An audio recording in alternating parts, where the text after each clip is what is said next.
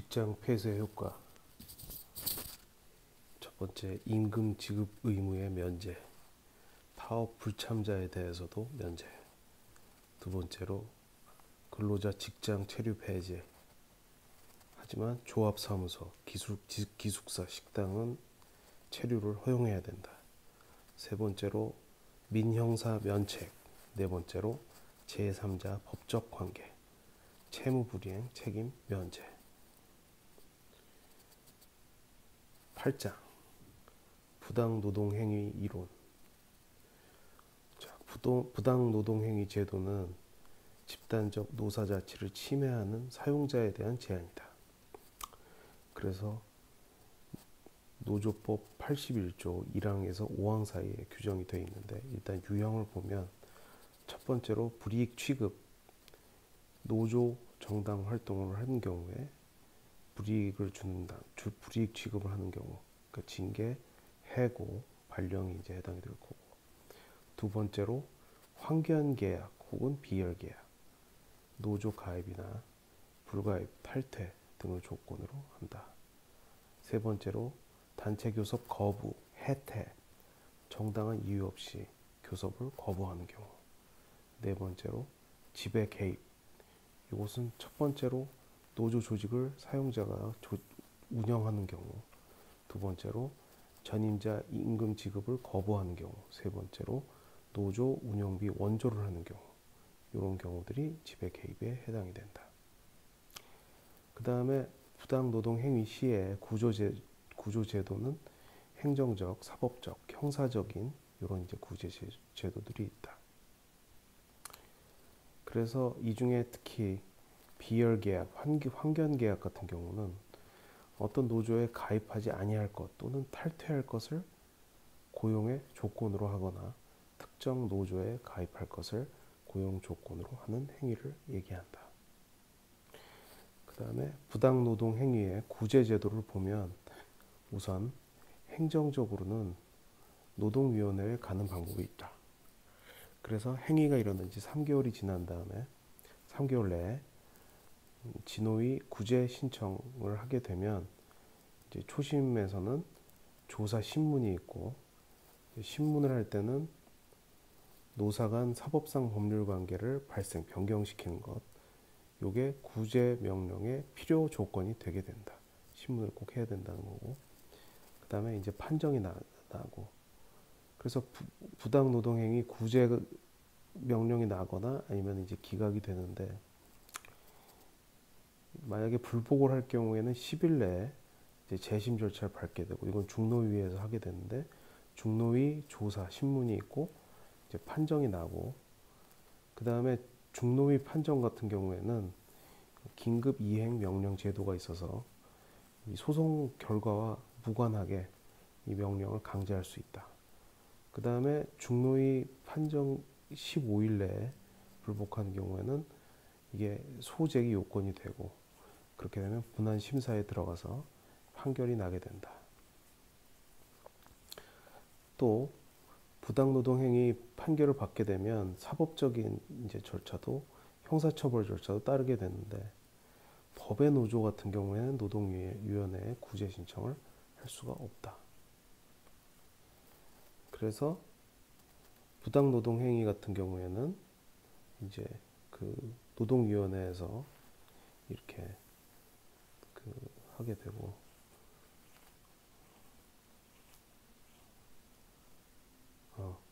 그러니까 노동위원회는 부당노동행위 자체에 대해서 이걸 대상으로 이제 판정을 하게 되고, 법원은 부당노동행위 중에 불법행위에 대해서 규정을 하게 된다.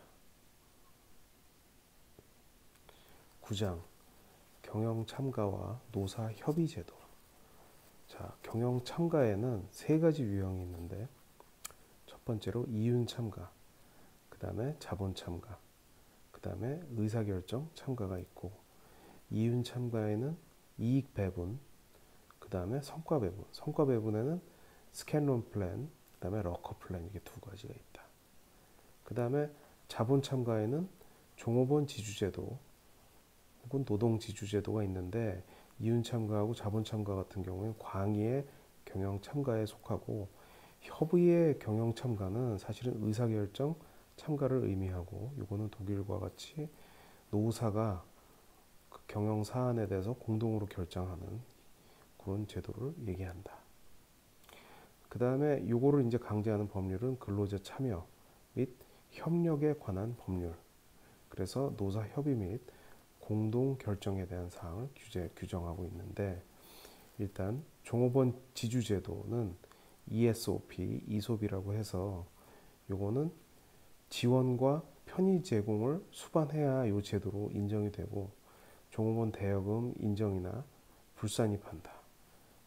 그러니까 종업원 대여금 인정 이자를 불산입하는 혜택을 받게 된다. 그 다음에 성과 배분제 같은 경우에 스캔론 플랜은 요거는 과거 매출액 대비 인건비 비율로 표준 인건비를 산출해서 실제 인건비가 표준 인건비 대비 절감이 됐을 경우에 요 차액을 배분을 하는데, 일단 25%는 사내에 유보하고 나머지 75% 중에서 25%는 회사에, 그 다음에 75%는 상여금으로 지급이 된다. 요 상여금을 지급하는 거는 기본급과 노동시장을 시간을 기본으로 해가지고 배분을 한다. 그 다음에 상여금 제도, 제한 제도, 그 다음에 상여금 제도 이런 게 포함이 되어 있고, 상여금은 뭐 경영 성과 측정 기준이 제품 판매 가치라는 점이 상여금 제도의 특징이다. 그 다음에 두 번째로 러커 플랜은 부가가치 대비 인건비 비율로 기준으로 삼아서 임금을 이제 배분을 하는데, 임금 배분액은 부가가치 곱하기 추가 부가가치 곱하기 부가가치 분배율. 그래서 임금 증가분, 그리고 임금 배분액에서 기지급금을 빼고 지급을 하게 된다. 그 다음에 이제 노사 협의회 제도 같은 경우에는 상시 30인 이상 이제 사업장에 대해서 의무 부여가 되어 있는데, 요거는 3에서 10인 이내, 그 다음에 노사 동수로 지정을 하게 된다. 두 번째로 노사 공동이익 증진을 위한 경영 참가가 되겠고, 세 번째로 노조, 단체 교섭은 노사 협회에 의해서 영향을 받지 않는다. 단 근로자 과반수 이상 노조가 있으면 여기서 근로자 대표를 위촉하게 되고, 네 번째로 노사 협의회 조직과 운영에 관해서는 행정 지도와 감독이 가능하다. 그래서 협의회 출석 시간은 노사 협의회 규정에서 정한 시간에 대해서 근로한 것으로 간주하게 된다. 그래서 이제 단체 교섭하고 비교를 해보면, 일단 헌법상 권리는 단체 교섭에 대해서는 보장이 되어 있는 반면에 노사협의회는 없다.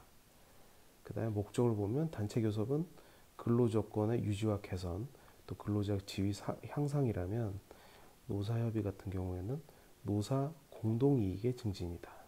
그 다음에 근로자의 지위를 보면 단체 교섭은 노조 조합원, 그러니까 경영자와 대등한 위치고, 그 다음에 노사 협의회 같은 경우에는 기업의 구성원이다. 그 다음에 대상을 보면 단체 교섭은 노사 이해의 대립사항이고, 노사 협의는 노사 이해 공통사항이다.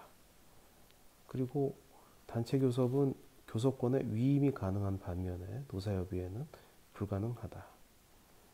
자, 그러면 이 협의의 결과, 교섭의 결과는 단체 교섭은 단협인데 규범적, 채무적 효력을 지니고, 노사협의회 같은 경우에는 법적 효력은 불명확하다. 그리고 교섭이 깨졌을 때 단체 교섭은 쟁의 행위가 따르지만 노사협의회는 그렇지 않고, 마찬가지로 조정 중재에 대해서도 단체 교섭에는 해당 사항이 있다. 10장 근로 생활의 질, Quality of Working Life. 그래서 매슬로우의 욕구 위계 이론, 생리 안전, 사회 자존감, 성취, 이제 욕구에 따라서 동기부여가 된다. 허츠버그 같은 경우에는 동기 요인, 요건 만족 요인이고 위생 요인, 요건 불만족 요인이 되는데 요것들이 동기 부여가 된다. 라는 이론적 배경을 놓고 퀄리티 오브 워킹 라이프, 직무에 대한 만족감 증대와 근로 환경 개선을 통한 인간성 회복 운동이다.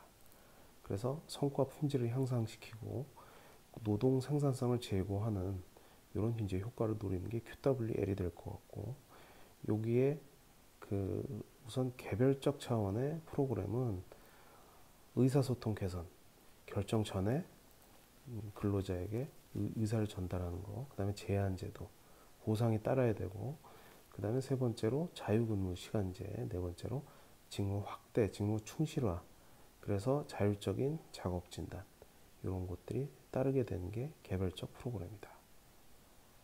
그리고 집단 차원에서는 그 QC팀, 그래서 현장 수준에서 문제 해결을 위한 집단으로 당면 문제를 분석하고 요거를 차상위 관리자에게 보고하는 이런 팀, 그 다음에 자율적 작업팀 역시 이제 집단 차원인데 소규모 집단을 분할해서 감독자, 관리자 기능까지 수행해 보도록 하는 게 되겠고, 요거는 작업 조건 승진 곡과 고용 안정에 이제 노리는 효과고, 근데 기업 차원에서는 MBO라든지 CDP라든지 OD라든지 이윤 분배, 노사 협의회, 공동 의사 결정제 같은 것이 QWL에 속하게 된다.